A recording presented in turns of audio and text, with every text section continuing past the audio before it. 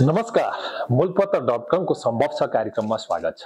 सम्भव छ कार्यक्रम हामीले विभिन्न क्षेत्रको व्यवसाय र नेपालको व्यवसायमा देखिएको अवस्था र सम्भावनाको विषयमा कुराकानी गर्छौं। सम्भव छ कार्यक्रमको उद्देश्य नै सम्भावना हो। देशमा खोज्दा गर्दा के गर्न सकिन्छ भनेर हामीले 20-21 जना व्यवसायीहरुसँग अथवा देशमा सम्भव खोजिरहेका व्यवसायीहरुसँग जोडिएर हरेक शुक्रबार यो कार्यक्रम लिएर आउँछौं। आज हामीले सम्भव छमा नेपालको कृषि क्षेत्रमा सम्भव छ तर कृषि मन्त्रालयको नेतृत्वमा पुगेको नेतृत्वले सम्भव र कृषि प्रधान देशमा कृषिका सम्भावना कसरी खोजिरहेको छ भनेर एउटा सानो रिपोर्ट अथवा अहिले कृषि क्षेत्रमा देखिएको समस्या जेनजी सरकारको मन्त्रीमण्डल बनेपछि कृषि मन्त्री भएर आएका कृषि मन्त्री मदन परियारले कस्तो काम गर्दैछ। मदन परियार कहाँ छन् थाहा छैन। कृषकहरूले उहाँलाई चिन्दैनन् पनि। धेरैवटा संघ संस्थामा काम गरेर आएका विज्ञ कृषि मन्त्री हुँदा पनि कृषि मन्त्रालयको दुलोमा पसेका मान्छे उनी टेबल मुनि हराए कि टेबल माथि अथवा कृषि मन्त्रालयको समस्याको चाङको दराजभित्र हराए कसैलाई पनि थाहा छैन। कृषि मन्त्री न सामाजिक कार्यमा देखिन्छन् न सार्वजनिक रूपमै कृषिका सुधारका काम गर्छन्। हालै मात्रै काठमाडौँमा उत्पादित साग र काठमाडौँ बाहिरबाट उत्पादन भएर काठमाडौँ भित्रको सागमा 99% झन्डै 100% मा 1% सागमा विषादी देखियो। विभिन्न विषादीका औषधिहरू प्रयोग गरेको देखियो। यो खान योग्य छैन। यो तपाईहरुले विभिन्न सञ्चार माध्यमबाट पनि देख्नु भएको छ। अर्को नेपालको एकमात्र तरकारी उत्पादन गरेर बिक्री केन्द्रका रूपमा भित्रिने कालीमाटी तरकारी तथा फलफूल केन्द्रमा समितिमा कृषि मन्त्रीको चासो छैन। त्यहाँ कुहिएका तरकारीहरू पनि बिक्री भइरहेको छ, गनाइरहेको छन्, फोहोर मैला छ। यो सुधारको लागि कृषि मन्त्री मात्र हैन अन्य कृषि मन्त्रीहरूले पनि काम गरेन। कृषकका समस्या के छन् त्यतातिर पनि सरकारको ध्यान छैन। हाम्रो देश उत्पादन गर्न सकिने देश हो। यहाँ उत्पादनका प्रचुर सम्भावनाहरू छ तर ती सम्भावना खोज्ने कसले? नेपालको राजनीतिक दलहरूलाई कृषिको कुनै पनि मतलब छैन। किसानका कुनै पनि मतलब छैन। हामीले सम्भव छ कार्यक्रम खोज्दै गर्दा सम्भव छ कार्यक्रम खिच्दै गर्दा हरेक किसानसँग जोडिदा न कृषि मन्त्रीले कृषकका समस्या बुझ्दिन्छन् न राजनीतिक दलले कृषकका समस्या बुझ्दिन्छन्। न नेपालमा ब्याङ्कको धितो दिन्छौं कृषि कर्जा दिन्छौं भन्ने ब्याङ्कहरूले कृषकका समस्या बुझ्दिन्छन्। कृषिको फाइल बोकेर गयो, कृषि उद्यमी हुन्छु भनेर फाइल बोकेर गयो भने कुनै पनि ब्याङ्कले धितो दिँदैन। एकचोटी हैन 10 चोटी दर्जन पटक गएका किसानहरूले हामीसँग गुनासो गरेका छन्। हामीलाई सरकारले मात्र हैन निजी ब्याङ्क लघु वित्तीय सहकारीहरूले पनि कर्जा दिँदैन। नेपालमा सहकारीले कृषि र किसानकै लागि ल्याएका कार्यक्रमहरू पनि अहिले असफल भएका छन्। किसानको नाम बेचेर आएका सहकारीहरू घर जग्गा हुन्डी त्यहाँदेखि मिटर ब्याजीमा खर्च गर्दा तिनै किसानका पैसा डुबेका छन्। अहिले कृषि मन्त्रालय र अर्थ मन्त्रालयको पछिल्लो एउटा तथ्याङ्कमा 70% कृषकहरूको पैसा सहकारीमा डुबेको छ। जसले तरकारी बेचेर दूध बेचेर अन्न बेचेर बिहान बेलुका खाइ नखाइ जम्मा गरेको पैसा ब्याङ्क लघु वित्तीय र सहकारीहरूले मिलेर खाइदिएका छन्, डुबाइदिएका छन्। यसको हिस्सा सरकारले खोजिँदैन जसका कारण किसानहरूको आवाज पनि माथि आइपुग्दैन। किसानहरू भोटको रूपमा भोटर ब्याङ्कको रूपमा प्रयोग भइरहेका छन्। किसानका समस्या चौतर्फी छन्। तराईका किसानहरू वर्षेनी उखुको पैसा पाएनौं, धानको पैसा न्यूनतम पाएनौं अथवा सरकारले दिने उखु र धानको अनुदान हामी माथि आइपुग्दैन। वडाको वडाध्यक्षले खान्छ, नगरपालिकाका प्रमुखले खान्छन् अथवा गाउँपालिकाले खान्छ। राजनीतिक दलका नेतृत्वहरूले सेटिङ मिलाएर खान्छ। हामी यो कार्यक्रम बनाउँदै गर्दा यो रेकर्ड गर्दै गर्दा किसानका समस्या कसले खोज्ने? राज्यको नेतृत्व र किसान त सडकमा आए पनि राज्यले वास्ता गर्दैन। 2047 सालपछि 166 चोटी भन्दा बढी किसानहरू किसान आयोग आफ्ना माग लिएर सडकमा उत्रेका छन्। कति किसानहरूले टमाटर, दूध, अन्य कृषिका उत्पादनहरू सडकमा फ्यालेर विरोध जनाएका छन्। किसानले सडकमा दूध बगाएका छन् जुन अमृतको रूपमा प्रयोग गरिन्छ।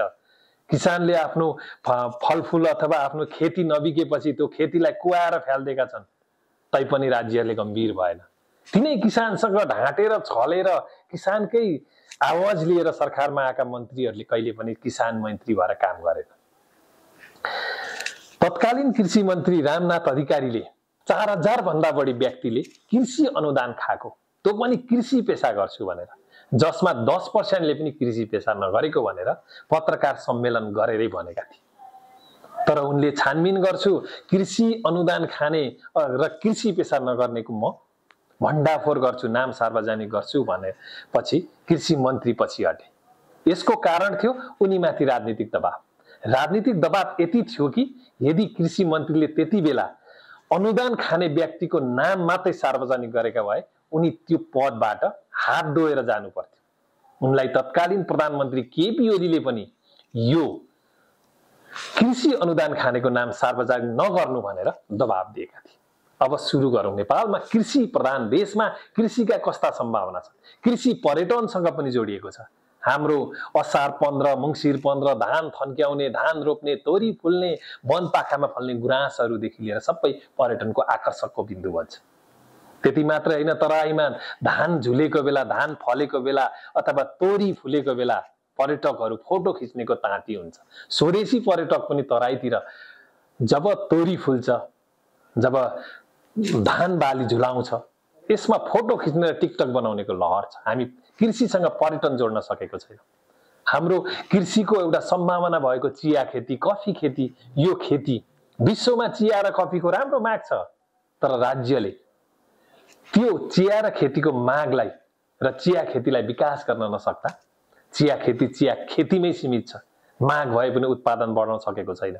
चिया किसानहरूले चिया बगान फाड्न थालेका छन्। तराईतिर झापा, मोरङतिर, सुनसरीतिर धेरै चिया बगानहरू फाडे। धनकुटा, पाँचथर, ताप्लेजुङ, तेह्रथुमतिर पनि, तेह्रथुमका पहाडी जिल्लामा चिया खेती गर्दै आएका किसानले चिया खेती मासे।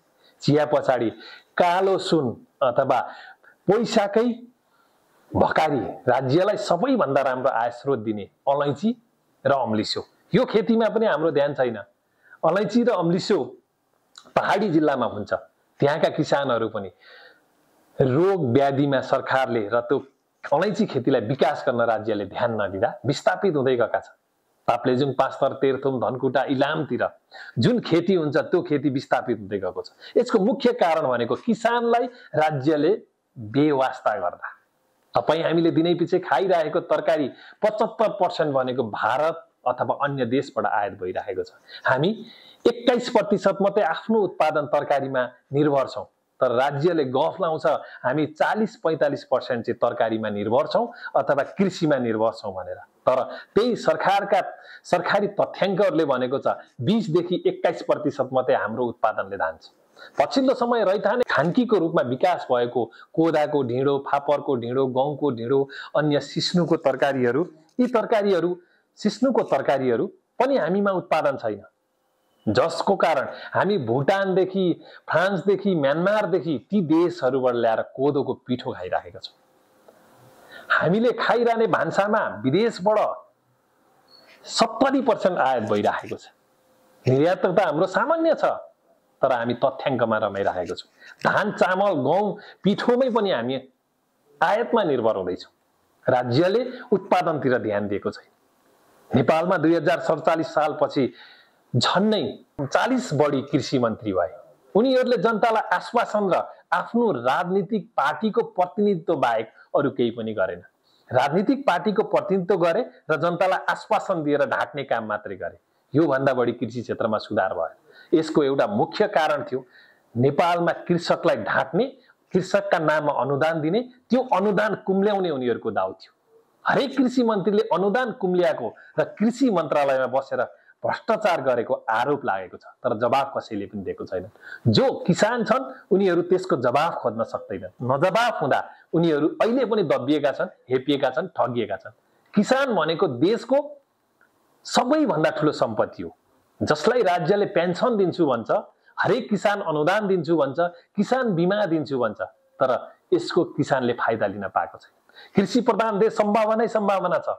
हाम्रो हरेक आधी घण्टामा हरेक वातावरणले हरेक खालका नयाँ उत्पादनलाई सहयोग गरेको छ, अथवा त्यसमा कुनै पनि पानी अथवा सिँचाइ गर्नु पर्दैन। राज्यले सामान्य रूपमा सिँचाइ गर्दै पनि उत्पादन पुग्छ। हामी धान झन्डै 60 लाख मेट्रिक टन उत्पादनको हाराहारीमा छौँ। हामीलाई अहिले 68 देखि 70 लाख मेट्रिक टन धान आवश्यक छ। हामीलाई 30 लाख मेट्रिक टन धान उत्पादन गर्न 20% सिँचाइ बढाए मात्रै पुग्छ। त्यो पनि कृषि मन्त्रालयको तथ्याङ्कले भनेको छ।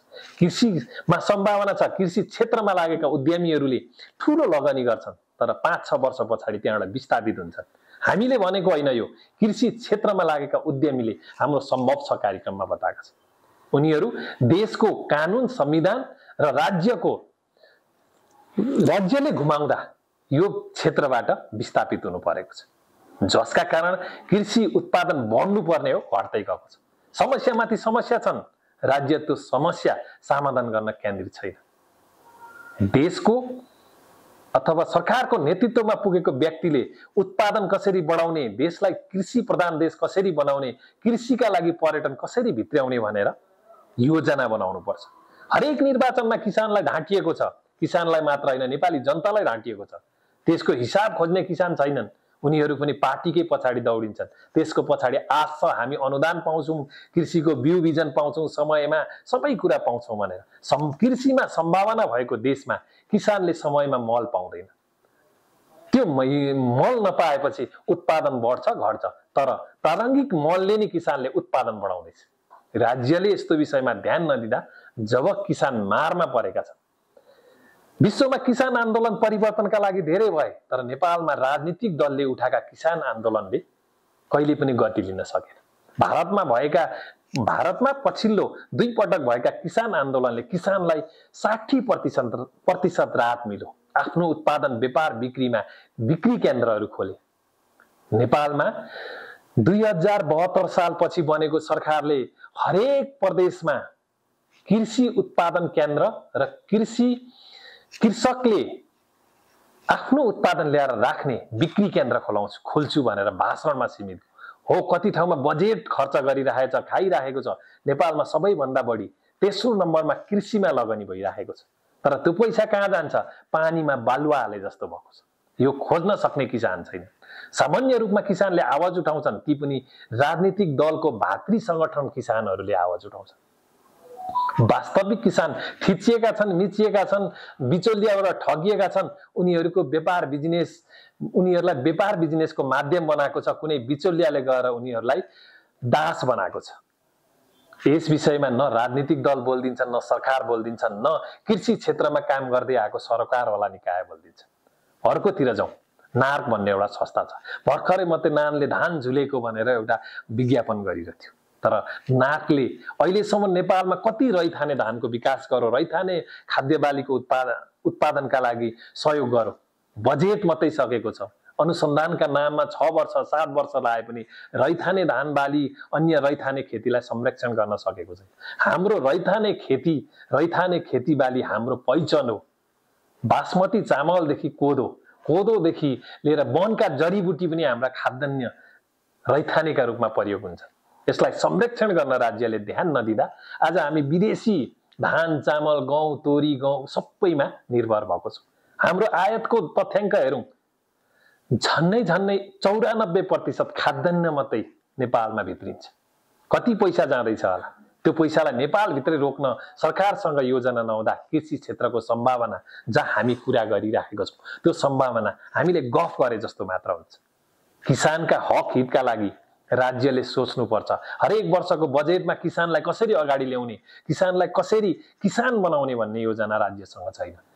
हरेक किसानको गुनासो यही छ, तर उनीहरूको आवाज कसले सुन्दिने? हामीले सम्भव छ कार्यक्रममा कृषि क्षेत्रको सम्भावनालाई राज्यले दबाएको हो अथवा राज्यले सम्भावना खोज्दै काम गर्न नसकेको हो। कृषि मन्त्री भएको 3 महिना कृषि मन्त्रालयको दुलोमा हराएका कृषि मन्त्री डाक्टर मदन परियार कहाँ छ? कुन किसानले चिन्छन् उनलाई? उनलाई हाम्रो सन्देश पनि हो, तपाईँ किसानको मन्त्री हो कि कृषि मन्त्रालयको कुर्सी रुङ्न आएको मन्त्री हो? यसको जवाब तपाईले दिनुपर्छ। कृषि मन्त्रालयको कुर्सीमा घुम्नका लागि आउनुभएको कृषि मन्त्री हो भने तपाईले त्यो पनि म कृषि मन्त्री होइन कुर्सी मन्त्री हो भनिदिनु पर्यो। नत्र कृषिको सम्भावनालाई चाँडै बेलैमा खोज्नुपर्छ भन्ने हाम्रो कार्यक्रमको उद्देश्य हो।